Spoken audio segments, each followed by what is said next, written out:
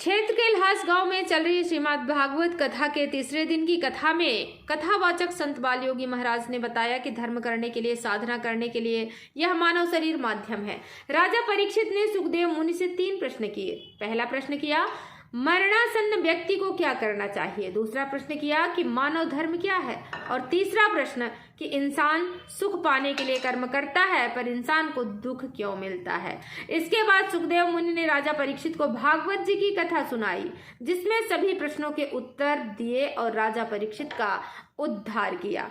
बताया, हम जो भी सत्कर्म करेंगे, दान पुण्य करेंगे, अंत समय में वही काम आएगा। जैसे महाभारत में द्रौपदी का जब चीर खींचा जा रहा था तब वहां किसी ने उनकी मदद नहीं की, लेकिन उन्होंने जो भगवान श्री कृष्ण की उंगली में चीर बांधा था, आखिर वही काम आया।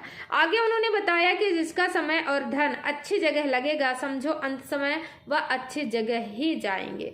बताया कि जिस घर में भगवान का पूजा पाठ नहीं होता है वह घर घर नहीं है।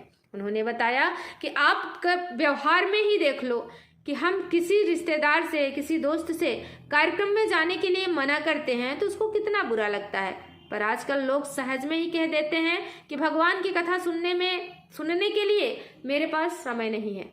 आप बताओ भगवान को कितना बुरा लगता होगा।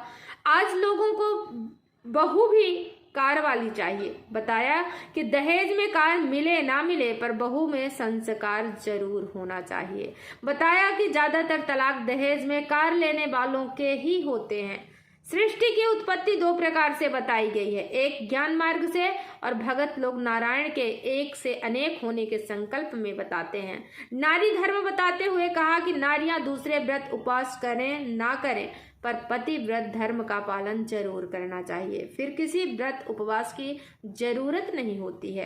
कथा के बीच गाएं भजन, कभी अच्छा काम किया न तन से परिणाम न जाने क्या होगा, बंदे के दिल में क्या है मेरे राम जानते हैं, वह दुखों से जो ठोकर खाई न होती, तुम्हारी याद आई न होती, पर श्रोता भाव विभोर हो गए।